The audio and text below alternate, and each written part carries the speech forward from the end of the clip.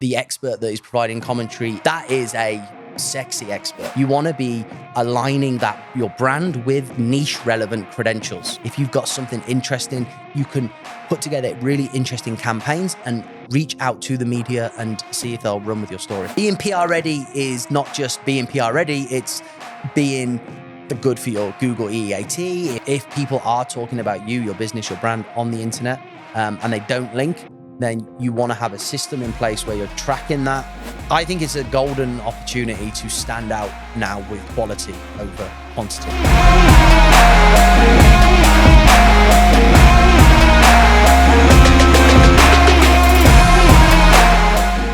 Linkhouse, more than link building platform. Hi, welcome back to I Hate SEO podcast. We're here at Chiang Mai SEO, and I'm interviewing today Chris Panteli from Linkify. Welcome, Chris. Thank you. Thank you so much for having me. It's awesome. Awesome. How are you doing today? Yeah, I'm good. Yeah, a very long journey here, but got here last night, settled in, and excited to be here. Is it your first time at Chiang Mai, or you're returning? No, second. We were here last year for the conference, so second time at the conference and second time in Chiang Mai actually. Yeah. How do you like the conference? Oh yeah, last year was fantastic. I'm sure it will be again this year. The speakers, the way that the whole thing is put together, it's just brilliant. So yeah. Yeah, what's special about Chiang Mai conference? I think it's just like it's the conference, isn't it? It's in Thailand.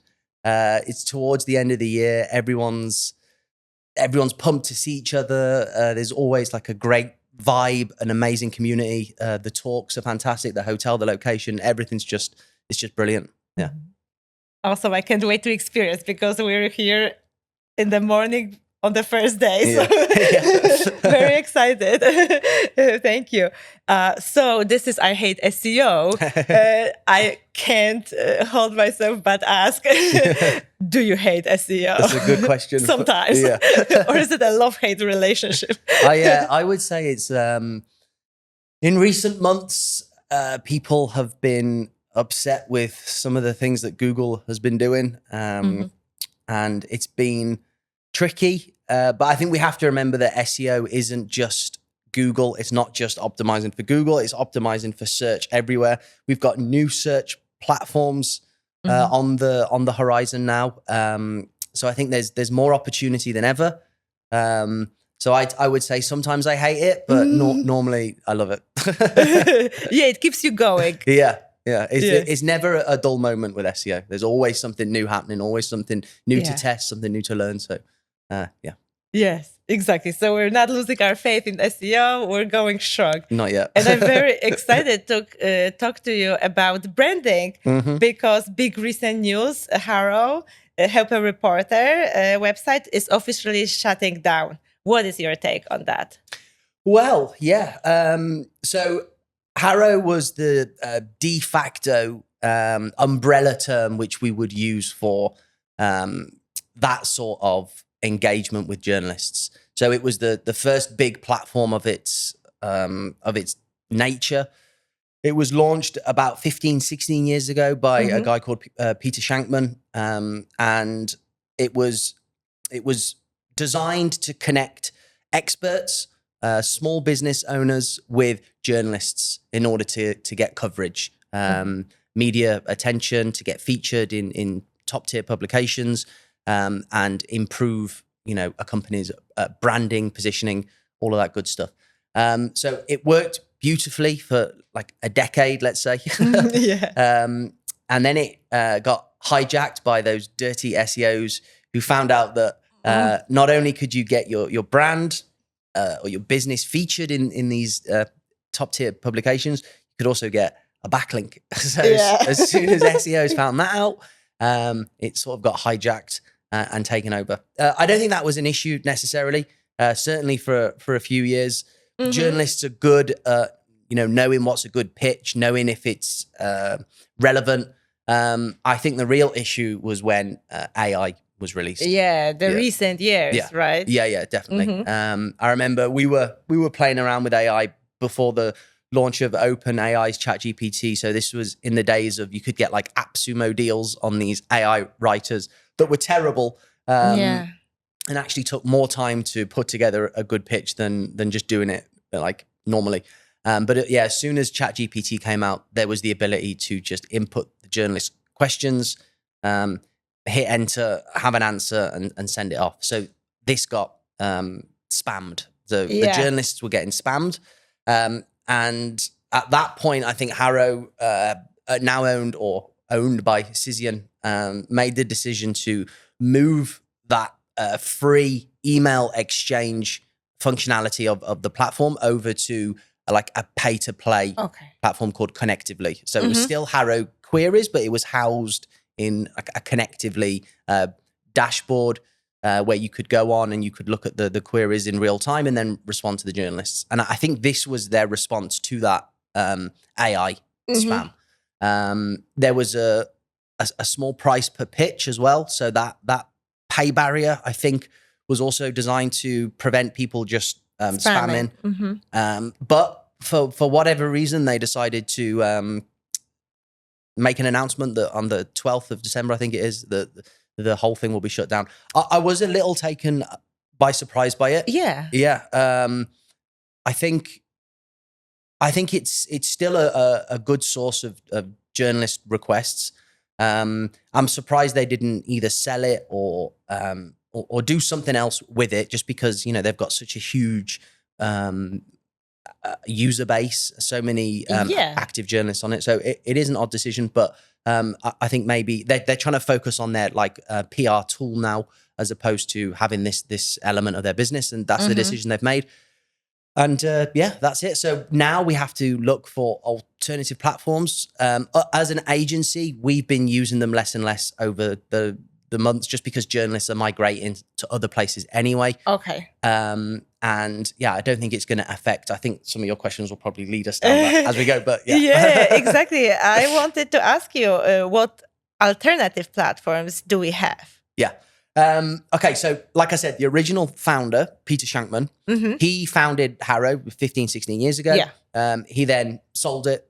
It then got bought. I think it got bought again, owned by Cision. Cision moved it over to Connectively, and now Connectively is going to be shut down. That guy, Peter Shankman, about 6 months ago, he launched a new service called S.O.S, Source of Sources. Which is essentially exactly what HARO was 15, 16 years ago. So totally free and all done via email. So 2-3 times a day, Monday to Friday, you get those emails with journalist requests, and it just functions in the exact same way that HARO used to, what everybody loved. And that is growing massively. So I think they were last time I spoke to him, they were about 20,000 subscribers. The day of the HARO shutdown announcement, he posted on his social that they'd had 2,000 people join in the space of a few hours. So yeah, I would say S.O.S, Source of Sources is a great alternative. You've got places like Quoted as well, which is another freemium model. So I think you get some free pitches, two pitches per month, maybe for free, and that works similarly. It's similar with a dashboard feel as opposed to email. So a bit cumbersome if you're used to like managing your responses through an email box, but it's beautifully designed, and it does work well. So Quote is a good option. And then email based, you have Response Source, which is a bit more UK centric. So you get a lot of UK media outlets sourcing for expert commentary there. Press Plugs, Editorial, Dotstar Media. And then as well, you can just follow journalists directly on social. So Twitter, X, and Threads as well. So if you follow the hashtag journo request, that's where many journalists will be sourcing on the platforms, but also on social. So coming back to those platforms, are they at the risk of sharing the same faith that HARO has? Good question. I would say no. No? Why not? That's a good question. Simply because there is a massive demand on both sides. So journalists looking for expert commentary and experts wanting to give their commentary to be featured. And like I said, the S.O.S platform is now growing massively. Quoted is growing. We've seen an increase in this sort of digital PR, this inbound requests from journalists, simply because there is more of an emphasis now for journalists to produce quality content in the age of AI, and a way that they can enhance the credibility of the content that they're producing for their, editors and their management team is by enhancing that content with real expert commentary. So it's as a system, it's something which is growing, and if there's a demand for it, then there'll always be platforms to satisfy that demand. Mm-hmm. But won't they get spammed with AI again? Yes, that's what I'm wondering. Yes. Won't they face the same issues? That's a good point. So Quoted, I know, has an inbuilt system to detect against AI, and then I know that some other platforms, such as Response Source, that's quite expensive. So that immediately eliminates maybe the pricing. Pricing there. Press Plugs comes with a relatively hefty price tag as well. Editorial is a bit more price friendly, but still it has a price barrier. So I'd say the only real free one left is S.O.S. And Peter has put in a system where if anybody is spammed on either side of the transaction, so if an expert is spamming a journalist, or if a fake journalist is posting requests on his platform, because this happens as well. Oh, really? Yeah. Then he has like a no tolerance policy, so they just get banned and they won't be able to And engage. that's manually checked? I think he's doing that manually now, but I think he is moving toward like a way of automating that. Yeah. Okay. Interesting. Yeah, because with the detection, it's getting harder and harder as these chatbots are developing, right? Yeah. It is, and I would say that it's less now about sort of a one-click scan, like, is this AI? Yes, therefore it's spam. Yeah. There's other variables which need to be taken into account. Exactly. So if it's a genuine expert, so let's say that they're sourcing for a finance query, let's say a finance publication is looking for an expert to make a comment on interest rates, and let's say that the expert that is providing commentary is the international head of banking for HSBC. That is a sexy expert. Oh, yes. So if that expert has utilized AI in order to formulate his response in a way that's more succinct or coherent, then that's something which will be considered much more by the journalist, as opposed to just, this is AI, therefore it's spam, I'm not going to read it. So they're really taking into account expertise, credentials, verifiable expertise of that person who's providing the commentary alongside the actual content as well. Yeah, because AI is not the evil, it's how you use it, right? 100%, yeah. So how is the landscape after HARO's closing evolving for branding? I'd say it's thriving, and people are going to shift over to these alternative platforms.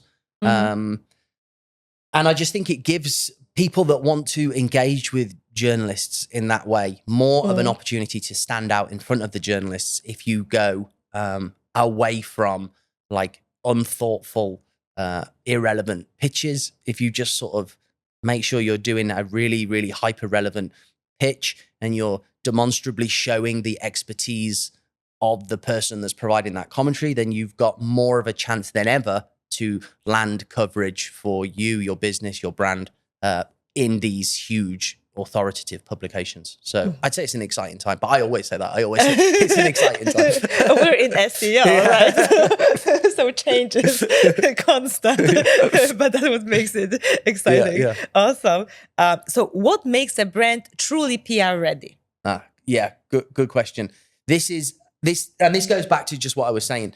It's really about the expertise, the authoritativeness, the credentials of the business and the person representing the business or providing that commentary. Or if you're doing outbound PR, so that's where you come up with a story and you take that to the journalist, the business and the person behind that story is what is going to resonate most with the journalists, and then the relevancy as well. So if you can get those things done and then have that tracking through a multi platform, so you don't just want to be, let's say, a finance expert representing a finance website, but that finance expert isn't on the about page, let's say, or that finance expert doesn't have LinkedIn, or if he does have LinkedIn, it doesn't say clearly on their LinkedIn profile that this finance expert works for this finance brand, or has what position they are at that brand, or doesn't have any connections. Or if you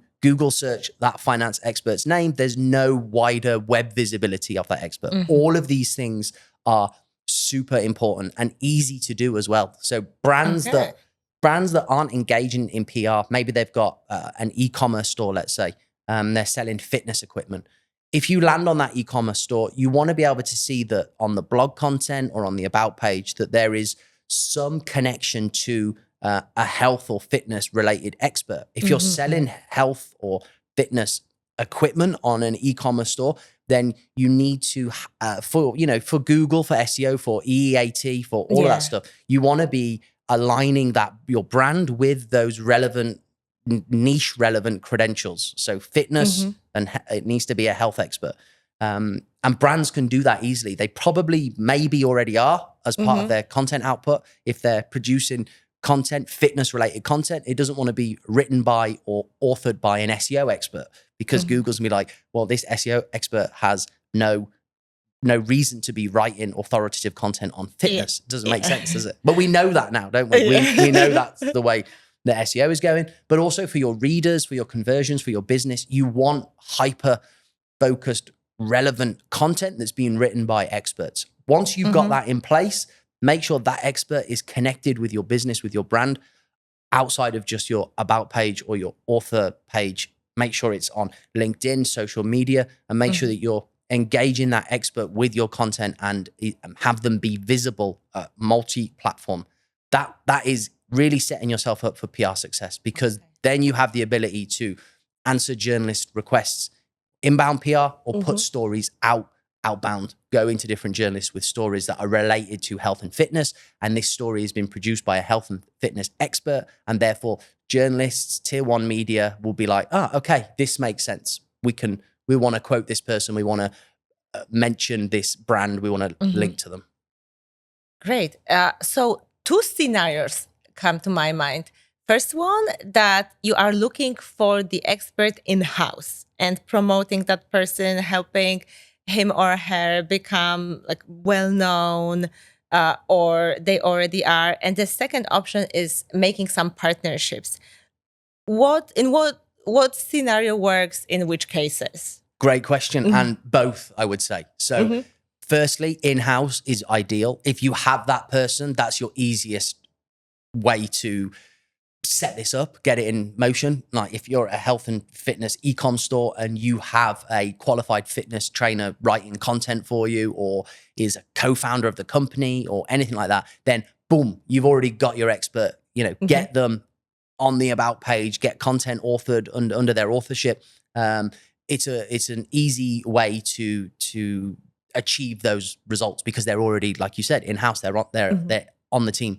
Perfect. And many brands will have these people, but they're not correctly positioning them or associating them with the website. So maybe they worried it takes a long time. Possibly, or maybe some of these people don't want that public facing thing. So if you do reach that hurdle, then obviously partnerships is the next route. And this is a relatively easy thing to do. Just look for people in your industry that are verified experts. They have the relevant credentials. You can use like writing platforms to find these people. You can even search LinkedIn. Many people that have these expertise will also freelance write. And then you just want to ask them to produce some content for your website, have them author the content, have them on your author page, author bio page, about page, and then just ask them, offer them a small fee if you can use them as an association to your website to engage the media. And they'll often be up for that, simply because they're going to get their name featured in big publications, which is good for their freelance writing career, but also good for you, because when they get featured, they're going to link back to your website. It's mutually beneficial. Exactly. Yeah. That's a great idea. What common mistakes do you see businesses make when they're trying to get a media coverage? Not doing that. So I would say, yeah. So having like the SEO manager of a business or a marketing manager, the CMO, like engaging the media for a brand which is clearly in a well-defined niche. So I see this a lot with like maybe like a supplement brand, and they're having the marketing manager be like the face of their PR campaigns. Like, it's just not going to work. It won't resonate. It doesn't make any sense. If you're selling vitamins or supplements, anything like health related, then why is an SEO or marketing manager being the face? That doesn't make any sense. This is one of the biggest mistakes. Another big mistake is people have the people on their team, which makes sense for them to be the face of that side of the business, and they don't have them. They're not utilizing them. That's another big mistake. And then finally, I would say just not engage in the media in all aspects of digital PR. So inbound, which is using tools and scouring for media requests on not HARO anymore because it's closed down, but like S.O.S, quoted, press plugs, and doing outbound campaigns as well. So that's if you've got something interesting, internal data, if you've got stories, expert commentary, insights, you can put together really interesting campaigns and reach out to the media and see if they'll run with your story. So yeah, these are the main mistakes that I see, and they're all easily fixable. What tools do you suggest to start with? For inbound, like I said, quoted, press plugs, editorial. Outbound, it's a bit trickier. There's a bit more of a nuance doing outbound digital PR campaigns. But if you want to get started yourself, Prowly is a tool which is an all-in-one tool. So that's everything from putting together your campaign. They have the email database in there. You can build your list, send your campaigns, do your follow-ups. And I think it's like $99 a month or $199 a month. So it's affordable. But I wouldn't say it's the easiest thing to get started with, but you can, especially if you've got a small in-house team, maybe look at doing your first couple of campaigns, test it, see what your open rates look like. If you get any responses from journalists, ask them what was good about this campaign, what was bad. And then, you can start to maybe get some coverage for your brand. What assets should every business have ready before they start the PR outreach? I don't think you necessarily need assets, but they do help, especially if you're doing data campaigns, infographics, tables, charts. Journalists love data. That's what they really love. First-hand, new data. And then if you can put that together in any form of asset that easily shows what that data is, what story that data is telling you, then that's great. You can also have your campaigns live on your website. This is another thing which I see many businesses not do. You don't even have to index it. Like if you're worried that it's going to jeopardize your existing SEO content efforts. But if you've got like if you've done a really interesting PR story, then have that story live on your website as its own inner page URL. Because if it's really good, then that can attract links naturally over time. And if you do decide to index it, eventually, it could rank and it can bring traffic. So not only have you got the links and the coverage in mainstream media, you're also having that original story piece live on your website. Okay. And how do you make your website PR ready? A really good about page, a clear about section in the navigation or in the header footer, clearly where, because journalists are checking, they will check information. They won't like FBI style forensically, but they will do a simple, I've been sent this story or I've been pitched by this expert. What website, what business are they from? They're going to go on that business's website. If the website looks terrible or like spammy, they're probably not even going to look for the about link. So it needs to look good. Your website does need to look good if you want to be PR ready. And gone are the days where you could throw together the crappiest looking like affiliate website on the planet, and get like a boatload of traffic. We do have to have sexy websites these days. And that as well for like customer conversion and time on page and all of that juicy good stuff. You want a good looking website. You want clear visibility of how a user can find out who is behind that website, which a journalist will do. They're going to go to the website. They're going to click the about page. They're going to see if they can see the name of the person that has just reached out to them is on the website. Okay. They will do that, yeah. Yeah, what would you recommend to put into the about section? Who would I recommend? What information? What type of information? Yeah, I would have a really good author bio. So explaining who the person is.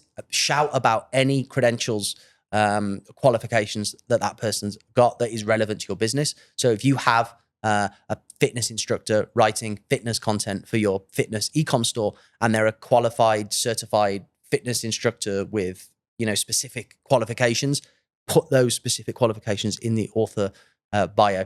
I would also then link out to their socials, LinkedIn primarily. So you can have a little favicon icon that links out to where the journalist can go, okay, this person is a fitness instructor. Okay, about page. There's the fitness instructor. Oh, they're a qualified fitness instructor and they're certified by blah, blah, blah, whatever the qualifications are. Here's his LinkedIn profile. Click on the LinkedIn profile. Okay, this person's got more than 500 connections. They've got activity. It looks like a real person. It says on their little bio that they're a fitness instructor and they write for fitnessworld.com. So super simple for the journalist to do. But if you're not set up like that, then you're potentially not ever going to get good engagement or get quoted by the media simply because they can't verify quickly and easily whether or not you're a real person with real qualifications that make sense for the pitch that you've given. You have to build the trustworthiness. Yeah. And that's not only for journalists, it's good for the clients as well. Yeah, 100%. Yeah. It's being PR ready is not just being PR ready, it's being good for your Google EAT. If your website's going to get hit by a manual search quality rater, if your customers are landing on your webpage, your website, and there's the potential for them to spend money with you, either you're an e-com store or you've got like a SaaS subscription, anything like that. You don't want it to look, you want the website to look good and you want the people to easily be able to trust you're a real business, real people behind the business. You've taken time and care to put together a nice website and to demonstrably show who you are, who's behind it, and make everybody, customers feel happy to spend money, journalists feel happy to quote you. So yeah, win. Exactly. If you're PR ready, you're definitely client ready. Yeah, exactly. Yeah.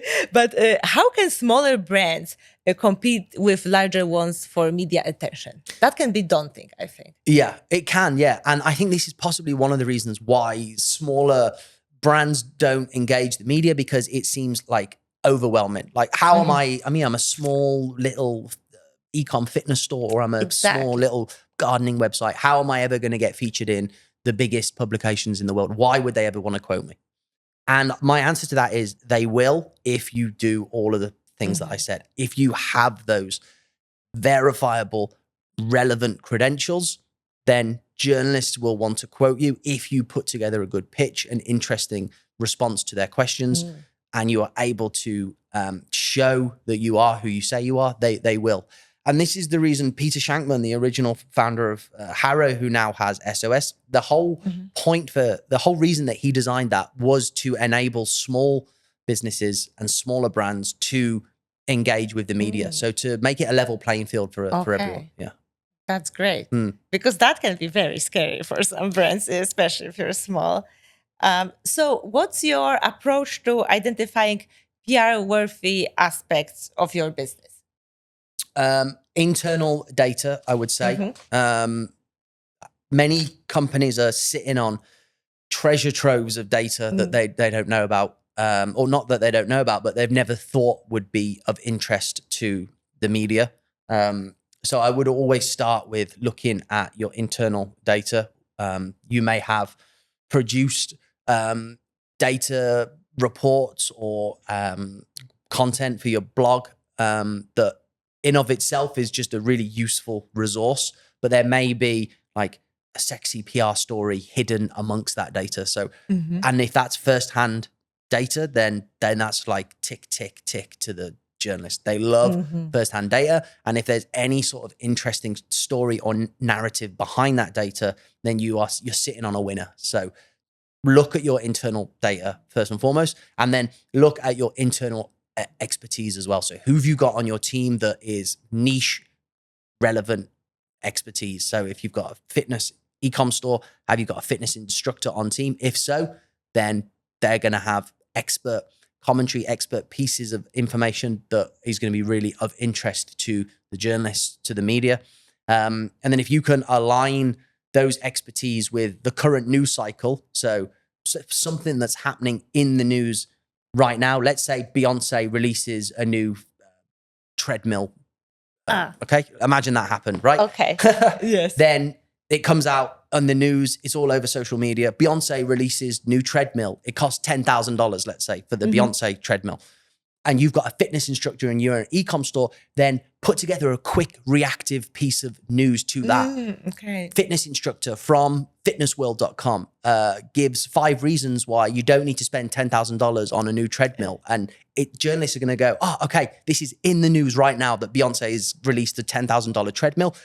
And then we've got a fitness instructor giving us, 5 reasons why you don't need to spend $10,000 on treadmill. And this is really, really interesting. He's a real fitness instructor, and this is going to do well because we're reacting to the news. So so these are the stories that get the most media attraction, right? Yeah. Whatever is happening now, the news. Yeah. What's hot? Yeah, but it's got what's hot. But you've got to be fast. Yeah. And you've got to have all of those other things that I said in place. So you should get ready ahead of time, because then you just need to act. Yeah, that's a great idea. What type of content they should have ready, the businesses, for the media opportunities? Infographics, data. Yeah. For reactive pieces, you need to produce that content like quickly. You can leverage existing content and rework that. But yeah, if you've got assets already, then if it's relevant and it's going to fit to a reactive piece, then you can rework that. But you do need to have systems in place to be able to put together that content quickly, I would say. So it's better to prepare ahead of time. Yeah. How do you balance traditional link building with PR efforts?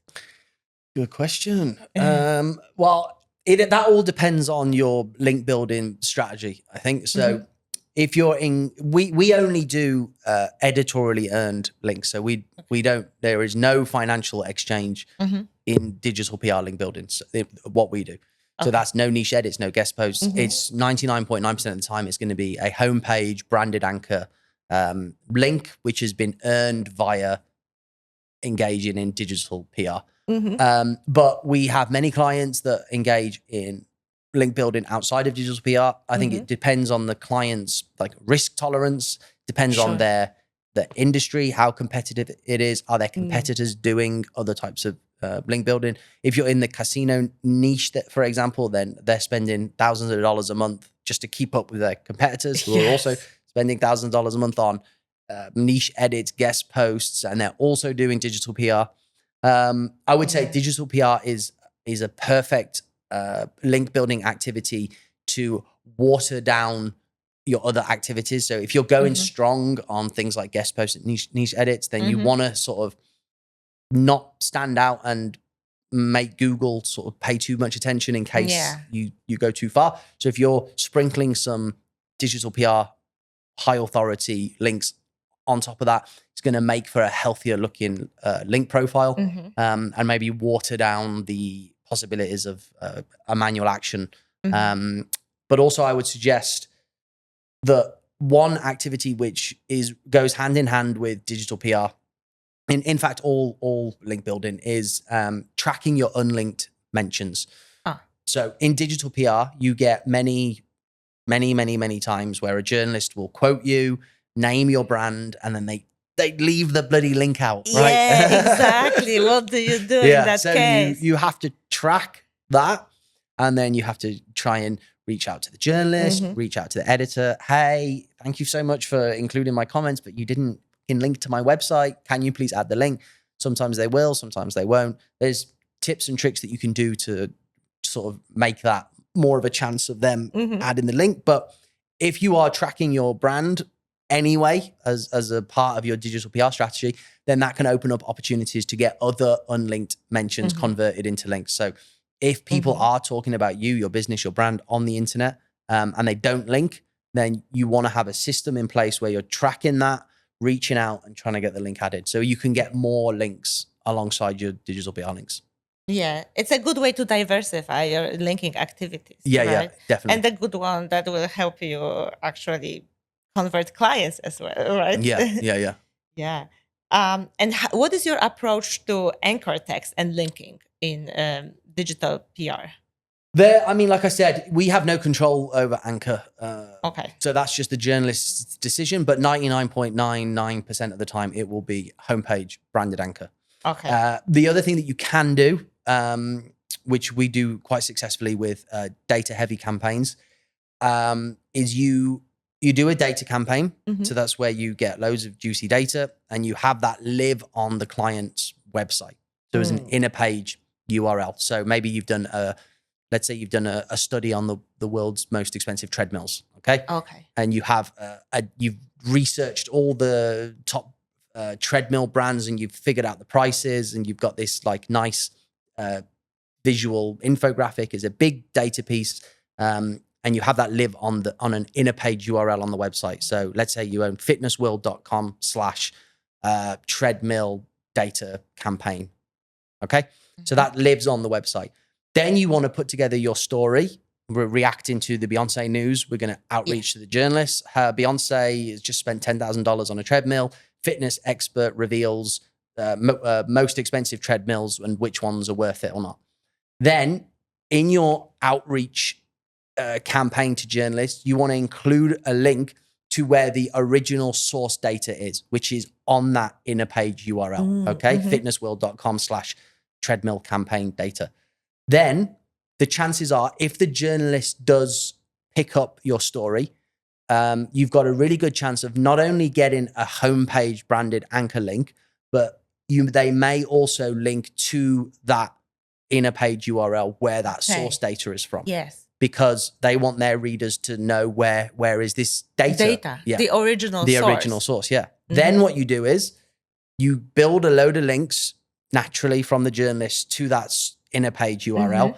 Then you can add after the fact internal links to your money pages. So you're spreading that link juice from the digital PR campaign to the pages that you want to rank. Oh, that's a wonderful strategy. Yeah. And that works well. Yeah, that's great. What is your daily PR routine? Well, I mean, the team handles that. But, So how does it look like for your team? Looking at the news is the first thing that they do. So Slack blows up every morning with, that's how I get my news now, just from everybody posting the news, the interesting news. So, and then we have that all segregated out into different channels, like health and wellness or business or finance, travel. So you can see all the news because the best campaigns that you can do are reactive ones. So if you, like I said, are reacting to something that happens in the news, you've got a really good chance of getting that story in the media. And then they'll be working on their data campaigns. So scraping data, looking at the data, sorting through the data, trying to find the narrative, the story, and putting together campaigns. Then they'll be doing media list building. So that's building the list of journalists that they think will be receptive to any given story. And then they'll also be manually adding to those lists, cleaning those lists. They'll be looking for ways to enrich those lists with interesting information in order to personalize the emails to the individual journalists. And then they'll also be doing ideation sessions for new clients. So that's where they'll have meetings. They're really fun. I like to jump into those. I'd say that's the most fun part of digital PR, where they're just trying to brainstorm ideas. They do something called forced connection. So they'll come up with a list of like 10 random words like banana, plant, water, microphone. And then we'll take the client niche, let's say it's travel, and then we'll go, right, what travel story could be interesting to do with a banana and travel? And then, so that they're really fun. That's very interesting. That sounds like and then they'll try and whittle fun. those down to ideas that actually make sense and would be plausible. It's also for creativity. Yeah, it's really good. Yeah. Yeah. And yeah, I'd say that's it. And then there's a lot of follow-ups as well. So obviously sending out the emails, a lot of engagement with journalists. Many journalists will email back and say, this was a really interesting story, but can you answer X, Y, and Z? Can you provide more data? Can you do this? Can you do that? And then I just rinse and repeat. So how do you actually attribute business results to PR campaigns? Yeah. So for us, our deliverable is the link. So for us, a successful campaign is fulfilling the client order with the number of links that they've purchased, and then the quality of those domains that have linked to that client's website being. I think our average DR is 7980 over the past 12 months with like 2 million plus organic monthly traffic. So huge websites, highly authoritative, highly trusted. Yeah, and for us, that is the way that we would measure the success of a client campaign. And then obviously on the client side, it's going to enhance and boost their existing SEO efforts. So we would want to see an increase in organic traffic, an increase in number of customers. And then over a longer period of time as well, if they're going to talk about where they've been featured and publicly display that, their brand has been quoted in the Times, the Guardian, Express, the Sun, Forbes, New York Times. If they're displaying that to their customers, then we'd like to see an increase in conversions as well on whatever it is that client's selling. So it goes hand in hand, I'd say, with the success of a campaign is the quality of the deliverables, fueling their existing efforts. Okay. And how is AI changing the PR landscape?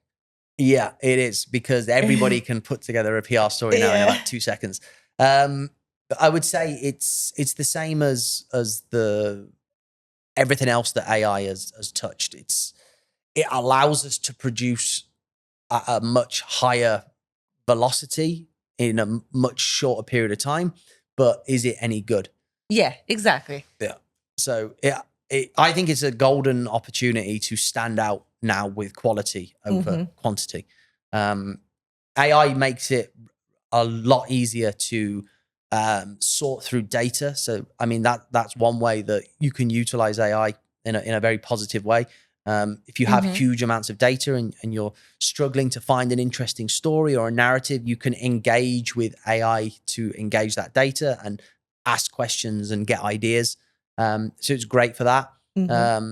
But yeah, what you don't want to be doing is just saying, write a PR story or write an expert comment piece on Beyonce releasing a treadmill for $10,000, get a paragraph of text and just use it. Because that's going to look crap, and that's the wrong use. That's the wrong use. Yeah. So if you're doing anything above and beyond that, you've got a lot more chance of doing well because you've gone to the effort. Yeah, it's great for data analysis. Yeah, 100%. Amazing. I mean, it's scary good at that. Yeah, really. Better than human. You can upload like PDFs and CSVs and ask it stuff, and it's nuts because it can analyze it. You can cross-analyze stuff. You can get it to spit out graphs and rework tables and find like data. Yeah, it's scary good. So, and it's only going to get better. Yes, and it comes up with crazy ideas sometimes as well. So I wonder if you tried your creative exercise with the AI, like make a story of banana. That can be inspirational. Yeah, you can. Yeah, you 100% can. It's definitely a tool used in the ideation stage, 100%. Because it can come up with stuff that's interesting. You need to make sure that you're adding like fresh data into these models. Yes. Now I know that these models now are Search GPT is connected to the internet, other tools, Perplexity.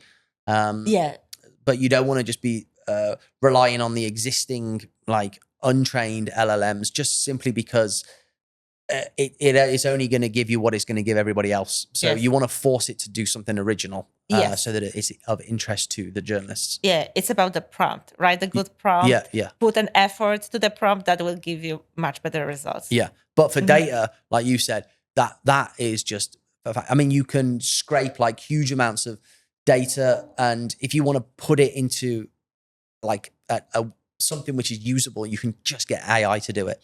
And then verify that it's done it correctly. And you can have it in any format you want. You can put it in tables. You can get it to like find averages, and it's just talking to like a VA, but it's not. It's an AI. Yes. It's really good. Yeah. Awesome. So what to expect in 2025? What are the trends? How do you see PR in the next couple of years? I think data is going to be the more people that are engaging and using data, I think is going to be a real winner. People that can get reactive campaigns out faster, and then people that I think journalists are going to stop sort of. They're more and more going to be leveraging real expertise and like I said at the beginning, real verifiable people. So you used to be able to like answer HARO requests, let's say now S.O.S requests, any sort of expert comment request. You could, if they were sourcing, if the BBC was sourcing for a finance expert, many years ago, you could be like a personal finance blogger who maybe just had like a degree in finance and like they would possibly quote you. Whereas now I think it's leaning more towards you need to be the head of international banking for HSBC. So I'm not saying you have to be that sort of level of qualified, but you do need to be very much like verifiably qualified in the niche that you're saying. So if you're going to get quoted by mainstream media as a finance expert, then you need to have somebody on your team that is like a qualified accountant or a CFP or a financial advisor. You need those qualifications and you need them to be easily verifiable from the journalists. I think that's a direction we've already been going in over the past decade, and it's just going to continue. Yeah. Okay. So if you were to sum up like the 3 must-haves takeaways from the PR branding, what would you recommend? Don't panic that HARO has closed because it wasn't very good in its dying in recent years. Yeah, at least, right? Yeah, move over to S.O.S or the other platforms I mentioned: Press Plugs, Response Source, Quoted. Follow journalists that are in your niche on platforms like X and Threads. Set alerts and follow the hashtag journal request as well.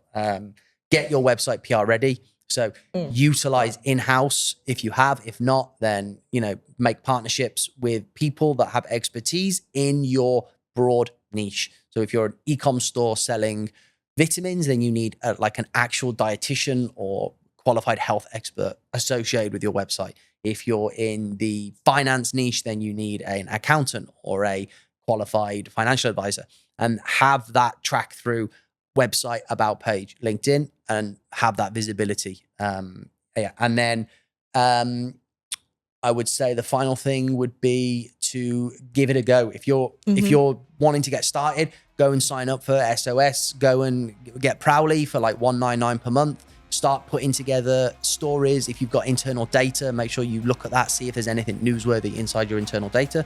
Start engaging with the media. Start trying to earn like your brand, juicy backlinks and great coverage.